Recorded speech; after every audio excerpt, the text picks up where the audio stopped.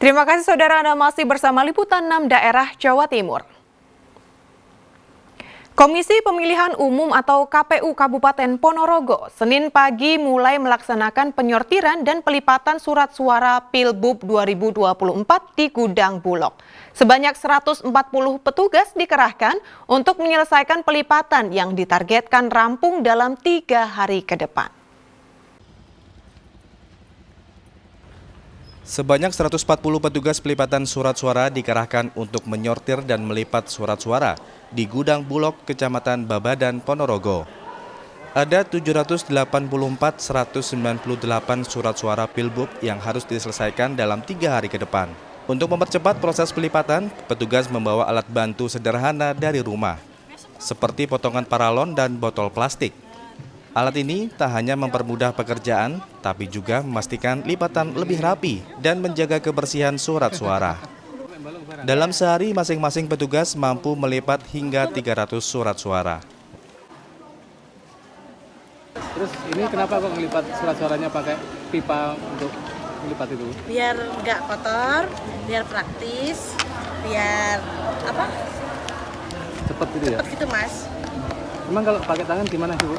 Kalau pakai tangan ya susah mas, malah nanti dapatnya lipatannya jelek nanti. Memang lebih sulit atau gimana? Lebih lama, makan waktu. Kalau pakai botol ini bisa lebih cepat? Lebih cepat halusnya, rapi. Nah, gitu. Nggak kotor di surat suara juga? Iya enggak. Memang udah sering ikut melipat surat suaranya? Sering mas. Dari berapa tahun Mbak ini Mbak? 2 tahun. Mayoritas petugas penyortir dan pelipatan surat suara adalah mereka yang juga terlibat dalam Pilkada 2020 dan Pileg 2024 lalu. Ini saya absen, saya coba saya absen yang baru itu sekitar 30%-an ya, 30%. Yang 70% masih petugas yang lama. Itu yang petugas di pemilu kemarin tadi? Iya. Itu nanti untuk di pelipatan di gubernur nanti, apakah petugasnya sama atau Iya, sama-sama. Jumlah warga yang dilibatkan dalam pelipatan hari ini berapa Pak? 140 orang. Ditargetkan berapa hari selesai? 3 hari selesai. Setelah selesai pelipatan surat suara Pilbub Ponorogo, petugas juga akan melakukan pelipatan surat suara Pilgub Jawa Timur. Dirgo Suyono melaporkan dari Ponorogo.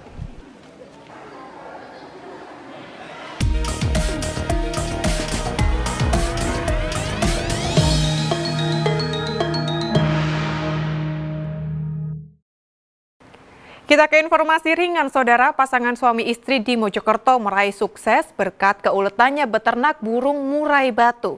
Bukan murai batu biasa, burung berkicau yang dibudidayakan Pak Sutri ini merupakan burung berkelas dengan harga mahal. Tak mengherankan, dalam sebulan Pak Sutri itu bisa meraup cuan belasan hingga puluhan juta rupiah.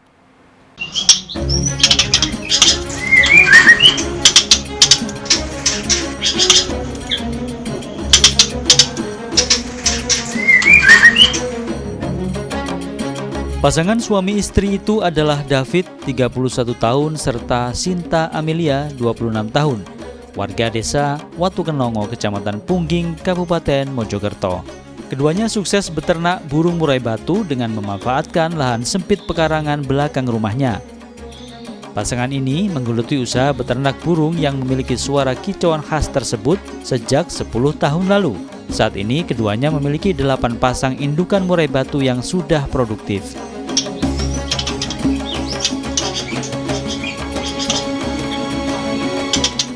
Berbagai jenis murai batu yang ditangkarkan antara lain murai batu Medan, Lampung, hingga Aceh. Meski tak butuh perawatan khusus, namun peternak murai batu harus jeli memahami karakter burung. Untuk menghasilkan anakan berkualitas, kandang harus rutin dibersihkan. Selanjutnya, burung harus dijemur setiap pagi, serta diberi pakan ulat Hongkong, kroto, dan jangkrik.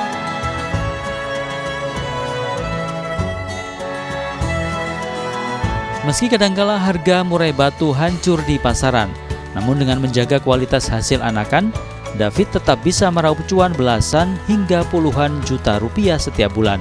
Murai batu anakan hasil budidaya David dijual antara 2 juta hingga 10 juta rupiah per ekor. 1 bulan tuh 25 hari sekali, Mas. Usia 7 hari kita panen, yang kita panen nanti usia di 25 hari sudah ada lagi adiknya. Mas ini jual indukan atau anakan? Kita berfokus di ini anak-anak aja, Mas. Belum pernah saya jual indukan gitu. Itu dari harga berapa sampai berapa? Kalau harga itu variatif, mulai dari 2.500.000 sampai ada yang 10 juta. Itu semuanya tergantung dari kualitas indukan sama sampel-sampel yang mau tampil buat lomba di lapangan itu, Mas.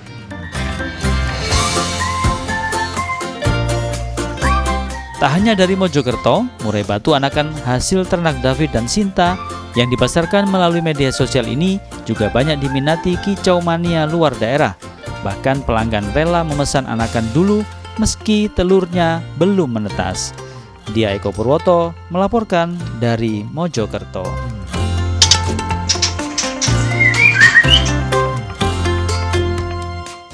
Saudara, berawal dari hobi melihat pentas kesenian tradisional sejak kecil, seorang pemuda di Mojokerto sukses menjadi perajin topeng barong dan bantengan. Berkat keahlian tersebut, dirinya mampu meraup cuan puluhan juta rupiah setiap bulan.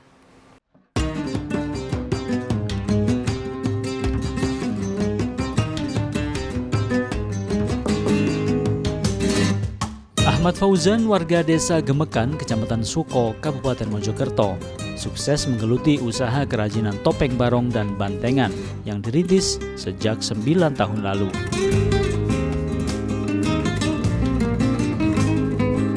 Dibantu seorang karyawan, pemuda 27 tahun itu setiap harinya sibuk memproduksi topeng-topeng barong dan bantengan di teras rumahnya. Berbagai ukuran topeng barong dan bantengan dibuat Fauzan. Agar mudah dipahat dan diukir, Fauzan memilih kayu yang lunak sebagai bahan seperti kayu randu, kayu waru, dan kayu cangkring. Dalam sehari ia mampu memproduksi 20 hingga 25 topeng barong dan bantengan. Menurut Fauzan, keahlian yang dimilikinya dipelajari secara autodidak, berawal dari hobi melihat pentas kesenian tradisional topeng barong dan bantengan sejak kecil. Karena tak mampu beli, ia lalu membuat topeng sendiri. Berkat keterampilan tersebut, ia mampu meraup cuan puluhan juta rupiah setiap bulannya.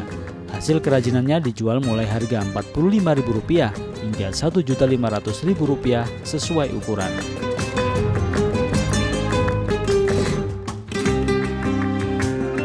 Awalnya itu otodidak sih, pengen beli topeng barong tapi nggak bisa, akhirnya ya belajar buat sendiri.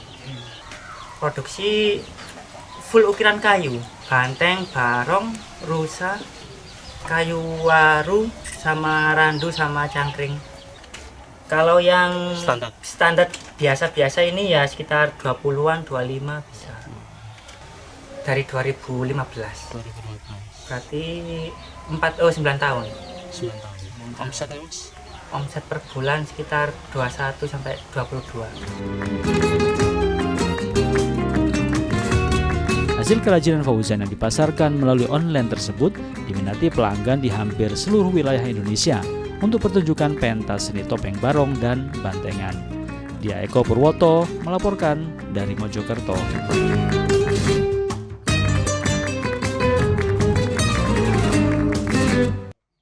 Kelompok perguruan pencaksilat di Tulungagung terlibat bentrokan, 2 orang terluka. Kami kembali sesaat lagi.